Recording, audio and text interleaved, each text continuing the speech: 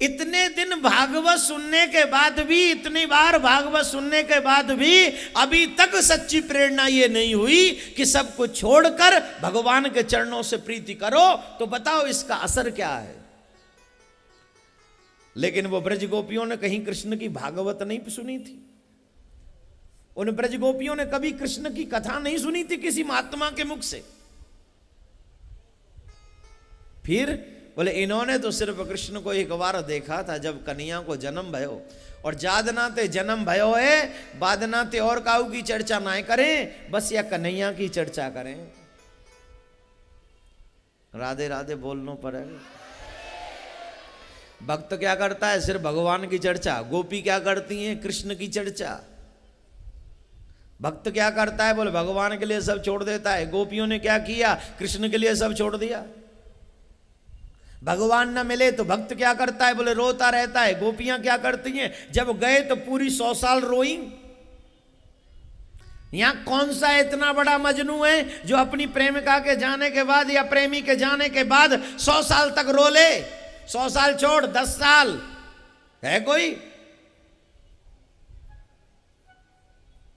1 महीना बाद ही काम शुरू है जान तो, और 1 महीना कोई कोई तो कहें तो तू हट, बहुत है ना। क्योंकि वो प्रेम नहीं है ना, वो कामना है, वो वासना है, वो दृष्टिकोण गलत है। लेकिन गोपियां 100 साल रोई किसके लिए? जोर से बोलिए। एक बार उद्धव ने पूछ लिया ऐसे ही, हे कृष्ण तुम बहुत निष्ठुर हो, क्यों? बोलिए ये ब्रजवासी तुमसे इतना प्रेम करते हैं, इतना प्रेम करते हैं, और तुम इनको रोता हुआ छोड़ के चले आए। एक भी बार तुमने ये नहीं सोचा कि चलो इनसे जाके मिल लो दोबारा। इनको वियोग दे के चले आए, जिंदगी भर बेचारे रोते रहे। कृष्ण कहते हैं 2 बातें उद्धव। पहली बात, जिससे मैं बेतहा प्यार करता हूं उसे अपने प्रेम में रुलाता हूं। हर कोई शख्स मेरे लिए रो नहीं सकता, ध्यान से सुनना। हर कोई शख्स मेरे लिए रो नहीं सकता। जिसको मैं अपनाता हूं और जिसकी याद में करता हूं वो मेरे लिए रोता है, पहली बात। दूसरी बात, मेरे पास ऐसी कोई वस्तु नहीं है जो मेरे भक्त मुझसे चाहते हो। मेरे पास ऐसी कोई वस्तु नहीं है जो मेरे भक्त मुझसे चाहते हो। मैं दुनिया वालों की बात नहीं कर रहा हूं, जो संसार में रमण कर रहे, मैं उनकी बात नहीं कर रहा हूं। ये बात चल रही है भक्तों की। और भक्त जो कृष्ण के लिए रोया हो, जो दुनिया की कोई वस्तु नहीं मांगता हो, जो दुनिया को नहीं मानता हो, वो कहते हैं, कृष्ण कहते हैं मेरे पास कोई भी ऐसी वस्तु नहीं जिसे भक्त मांगता हो। मेरा भक्त सिर्फ मुझसे एक ही चीज मांगता है, हे कृष्ण अगर कृपा करो तो अपना वियोग मुझे दे दो। और मेरे पास वियोग से बड़ी कीमती वस्तु मेरे प्रेमियों के लिए कुछ नहीं। कृष्ण वियोग में निकला हुआ एक आंसू, कृष्ण वियोग में निकला हुआ एक आंसू 100 मन गंगा जल से ज्यादा पवित्र है। और एक आंसू की कीमत भगवान नहीं चुका सकता। लेकिन याद करिए कि आप कितनी बार रोए हो भगवान के लिए। भगवान के आगे बहुत रोए होगे दुनिया की समस्याओं को लेकर। मंदिर में जाके आंसू निकल आते हैं, हे भगवान इतना दुखी क्यों कर दिया। लेकिन भगवान, हे भगवान तू मुझे क्यों नहीं मिला, यह सोचकर कितनी बार रोए हो। और जिस दिन यह बात समझ में आ जाएगी उस दिन मेरी यह बात भी समझ में आ जाएगी कि भगवान के पास भक्तों को देने के लिए कुछ भी नहीं है। क्योंकि भक्त उससे कुछ चाहता ही नहीं है, कुछ भी नहीं चाहता। इसीलिए भक्ति श्रेष्ठ है। और इसीलिए ब्रजवासियों को कृष्ण ने अपना वियोग दिया। और एक बात ध्यान रख, जितना लंबा वियोग भगवान कृष्ण ने ब्रजवासियों को दिया शायद ही किसी को दिया हो। मेरी नजर में तो किसी को दिया ही नहीं है। सबसे लंबा वियोग सिर्फ ब्रजवासियों को दिया। हाँ, धीरे बजाना तुम्हारा क्या जा रहा है। फिर कहते भगवान मिले नहीं, ले जा मेज और हैं भगवान। अरे कभी तो इन पापी आंखों से कहो कि दुनिया के गंदे दृश्य देख देख कर अगर तुम झिक गई हो तो कभी तो कृष्ण के लिए रो। कभी तो इन आंखों से बहे वो नीर जो गंगा से श्रेष्ठ हो, जो जमुना से श्रेष्ठ हो। लेकिन नहीं, ये तो नीर वो बहता है जो गंदे नाले से भी ज्यादा गिरा हुआ है। इसीलिए गोपियां धन्य हैं, क्योंकि ये भगवान की लीला है। किसकी लीला?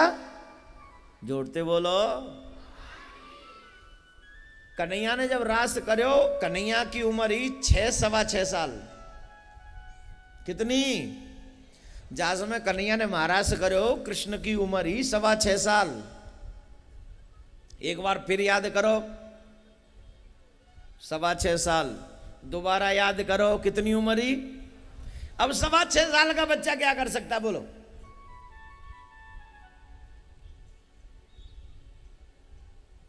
सवा 6 साल का बच्चा क्या स्त्री से कैसी बातें करनी चाहिए उसको वो अदब है?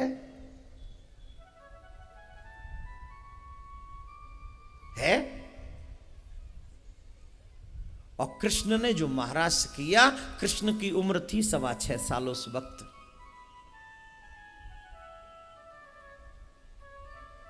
तो ऐसी कौन सी बात जो हम उनको काम भावना से देख सकें? भाई काम वासना के लिए भी एक उम्र का होना जरूरी है कि नहीं? उसे इस संदर्भ में कुछ समझ तो होनी चाहिए। और फिर एक दो नहीं, अनंत कोट। एक दो गोपी नहीं थी, बहुत गोपियां थी वहां।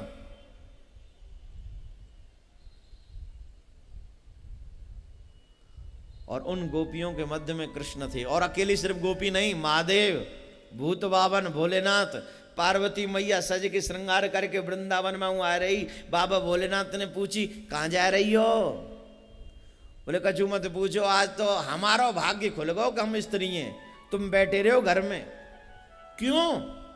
बोले आज श्री कृष्ण सब गोपीन के संग रास करेंगे और हम मां सिर्फ स्त्री न कोई प्रवेश है, हम जाके वहां को दर्शन करेंगे। बाबा बोले मोह वाले चल, हमारे प्रियतम है तो का हम दर्शन नहीं करेंगे?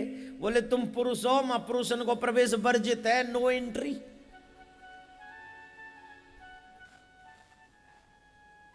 नॉट मैन अलाउड, मैन नहीं घुसे वहां। तो बोले सिर्फ देवियों का प्रवेश है। बाबा बोले ये तो गड़बड़ है गई। श्री कृष्ण रास रचा में और हम न देखें, महारास करें और हम न देखें, ये तो गड़बड़ है जाएगी। अब क्या करें? उनने कही एक काम करो, हम पे एक उपाय। कौन जाए बैगो? बोले कि सिर्फ स्त्री। तो जहां पुरुष हतको है, कोई पुरुष ना है। अरे आप तो पुरुष हो, आप हमारे पति हो। बोले हम तो पति के हो ही मत आज के बाद। तो कहा के? बोले सहेली। कहा के होगी? हमें तुम्हारी सहेली और हमें ले चलो रास में। पार्वती मैया बोली अगर काऊ ने देख लो, काऊ ने समझ गो, कोई गोपी समझ गई तो तुम्हारी हंसी करेंगी। बोले हंसी? कृष्ण का रास दर्शन करने के लिए अगर कोई हमारी हंसी भी करे तो क्या फर्क पड़ता है? और सच तो यह है, जिसने भी कृष्ण का दर्शन करने का प्रयास किया, लोगों ने उसकी हंसी की, लोगों ने उसका मजाक किया, लोगों ने उसका उपहास किया। इतिहास उठाओ, मीरा को नहीं छोड़ा, ध्रुव को नहीं छोड़ा, प्रहलाद को नहीं छोड़ा, लोगों ने तो कटाक्ष किए। तुम पे नहीं करते हैं क्या? तुम यहां भागवत सुनने आते, बोलो घर वाले के जाओ, जादना नेक लेट है, जानतना है बैदना घर वाले। महीना रहोगे तो पे लाओ ने कि तुम्हारे का रोटी बना दूं फिर मोबुआ खा भूख लगे क्यों लंबे बार बारे ने तो रोटी ना खवाई का जी हरकत तो जब है जब सिर्फ कथा सुनवे आई हो। हाँ या ना जोड़ते बोलो। वृंदावन चली जा मई बस जा। क्या करेगी घर में रह के या क्या करे वो घर में रह के। जब तुम भक्ति करने जाओगे तो लोग कहीं ना कहीं ब्रेकर पैदा करेंगे, लेकिन मेरे भाई सच्चा भक्त वो है दुनिया की हर मुसीबत को सहते हुए अपने आंखों में श्याम को बसाकर दिल में अपने श्याम को छिपाकर वो भक्ति करता जाता है करता जाता है करता जाता है करता जाता है।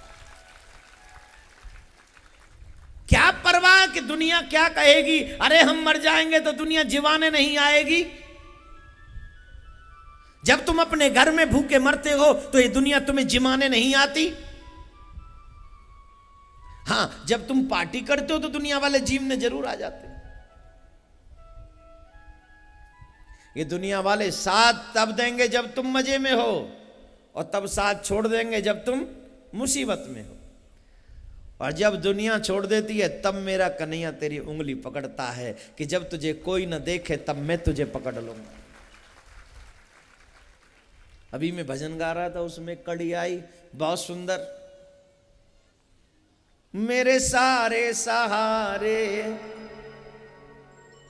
बोलो वो मेरे सारे सहारे सब छूट गए और हरि तुम भी हमसे रूठ गए। लेकिन सच यह है कि परमात्मा कभी रूठता, वो तो इंतजार करता है कि कब तू मुझे बुलाएगा, कब मैं आऊंगा, कब तू बुलाएगा, कब मैं आऊंगा। बस तेरे एक बार सच्ची पुकार का इंतजार कर रहा हूं। जब तू पुकारना शुरू कर देगा मैं झटाक से आ जाऊंगा और तेरी रक्षा कर लूंगा। बस तू एक बार पुकारने का साहस कर, हिम्मत जुटा, मेरा नाम ले एक बार, सिर्फ एक बार। देखो ऐसी पुकार है, ऐसी है। और खा लो जलेबी कचौड़ी सवेरे नाश्ता में। एक दिन आवाज ही खत्म है जाए डॉक्टर कहेंगे बोलना नहीं कर रहा। का कहेंगे डॉक्टर हो गई टेंशन हो गई बस पर ठीक कंप्लीट है।